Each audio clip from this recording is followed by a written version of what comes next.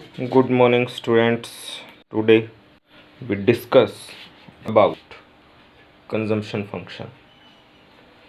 हमने क्या क्या चीज़ें स्टडी कर ली थी। एग्रीगेट डिमांड हम स्टडी कर चुके थे, एग्रीगेट सप्लाई हम स्टडी कर चुके थे।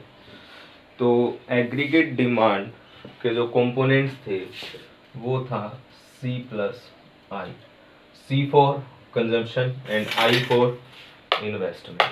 ठीक है। एग्रीगेट सप्लाई के थे बेटा C प्लस एस, यानी कि C for consumption and S for saving. Okay. अब हमें क्या स्टडी करना है? हमें स्टडी करना है कंजम्पशन फंक्शन। ठीक है बेटा। तो सबसे पहले इसको समझने के लिए हमें क्या पता होना चाहिए? हमें ये पता होना चाहिए कि ये फंक्शन क्या होता है। फंक्शन बेटा हमेशा रिलेशन शो करता है।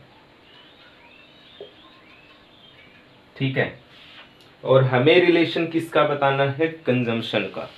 तो कंजम्पशन रिलेटेड किससे होती है? इनकम से। तो कंजम्पशन फंक्शन क्या शो करेगा? फंक्शनल रिलेशन शो करेगा। किसका? कंजम्पशन का और इनकम का। ठीक है।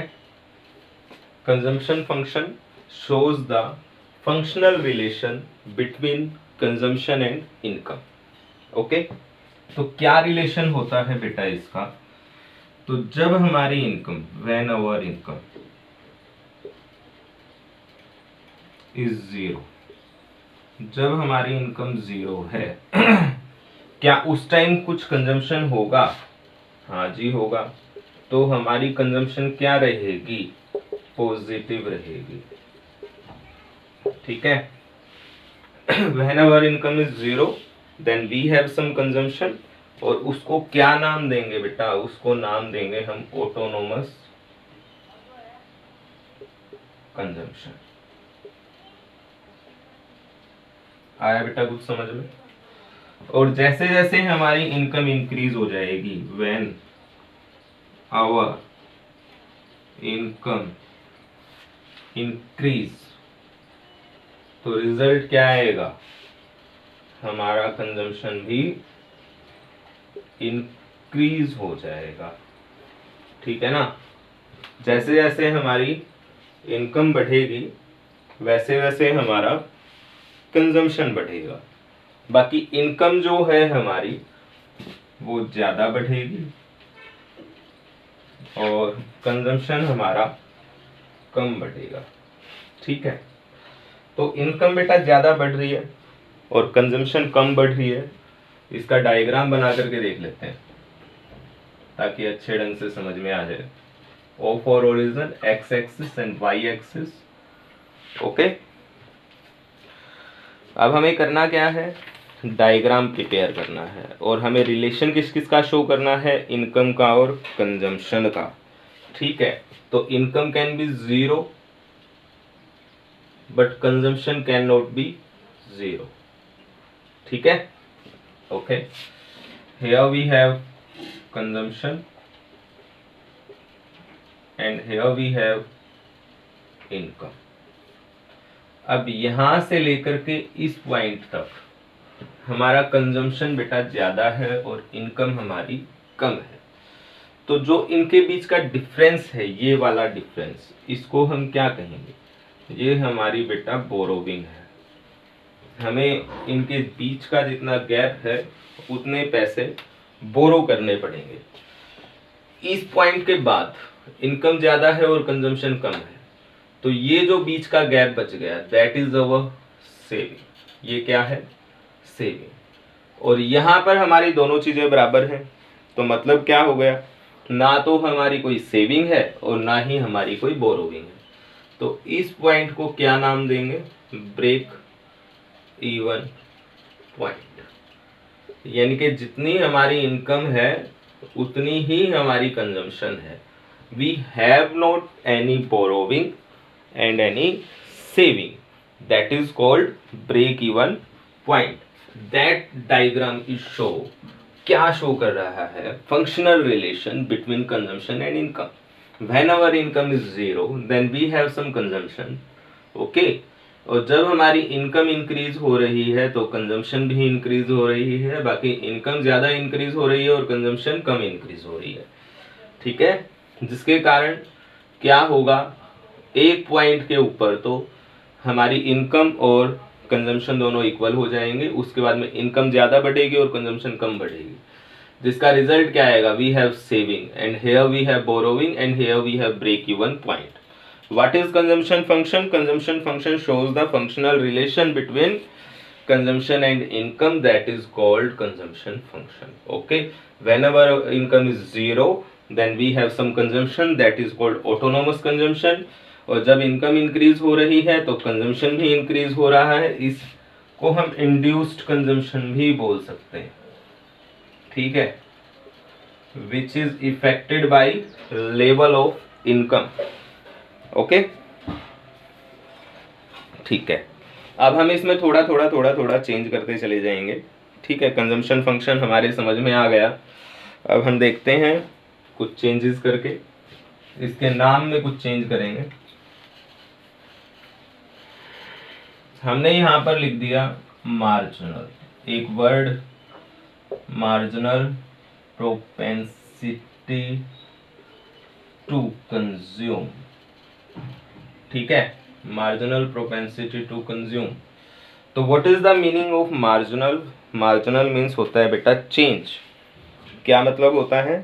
चेंज, ठीक है, यानी कि एडिशन। तो मतलब क्या हो गया कि जब हमारी इनकम इंक्रीज होगी, इनकम हमारी क्या होगी, इंक्रीज होगी, तो उसके कारण उसका जो रिजल्ट आएगा, हमारा कंजम्पशन हाउ मच इंक्रीज, कितना इंक्रीज होगा, ठीक है।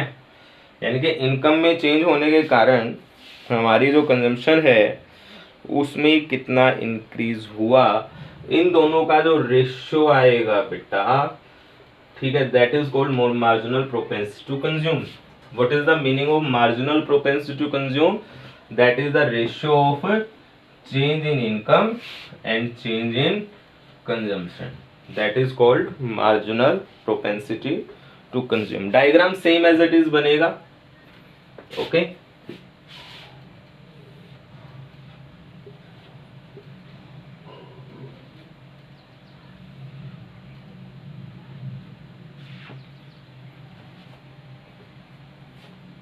आया बेटा कुछ समझ में?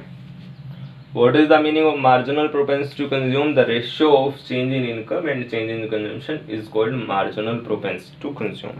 Okay. अब इसमें नेक्स्ट चलते हैं। नेक्स्ट है हमारा बेटा एवरेज। अब इसकी रेशियो हमने निकाल तो ली, पहले इसी को एक इसका रूल और बना देते हैं। इकोनॉमिक्स में बेटा कोई भी रूल्स जो है वो कैसे बनते हैं, रिजल्ट अपॉन में reason. What is your result? We have the result that we have change in consumption, then what is the rule? change in consumption divided by change in income, means result upon reason, ओके। Eco में कोई भी rule बेटा इसी type से बनेंगे, result upon reason. Then what is our result? Our result is change in consumption and what is the reason? Reason is change in income and income is denoted by y and consumption is denoted by c, okay. Then that is the sign of change, ठीक है, okay. अब इसमें एक topic और देख लेते हैं, average propensity to consume. Average आ गया बेटा, एवरेज हमेशा टोटल का निकलता है। सबसे पहले हमने क्या स्टडी किया था? फंक्शन ऑफ कंजम्पशन फंक्शन, फिर मार्जिनल प्रोपेंसिटी टू कंज्यूम। अब हम एवरेज और देख लेते हैं। अगर हमें निकालना है एवरेज प्रोपेंसिटी टू कंज्यूम, तो वो कैसे निकलेगा? एवरेज हमेशा टोटल का निकलता है, that means that is the ratio of total income and total consumption. What is the rule? Result upon reason, that means c upon y, ठीक है। then over. That is your complete topic of consumption. The first is functional consumption function, second is marginal propensity to consume, and third is average propensity to consume. ठीक है, फिर हम धीरे धीरे अब इसका पूरा कंप्लीट रूल स्टडी करेंगे बेटा. ठीक है, सबसे पहले आप ये तीन चीज़ें आराम से स्टडी करोगे, ये तीनों चीज़ें आपको आएंगी तभी आपको आगे आ पाएगा. सबसे पहला कंजम्पशन फंक्शन क्या होता है, दूसरा मार्जिनल प्रोपेंसिटी टू कंज्यूम क्या होता है, और तीसरा एवरेज प्रोपेंसिटी टू कंज्यूम क्या होता है. ओके ओके बेटा.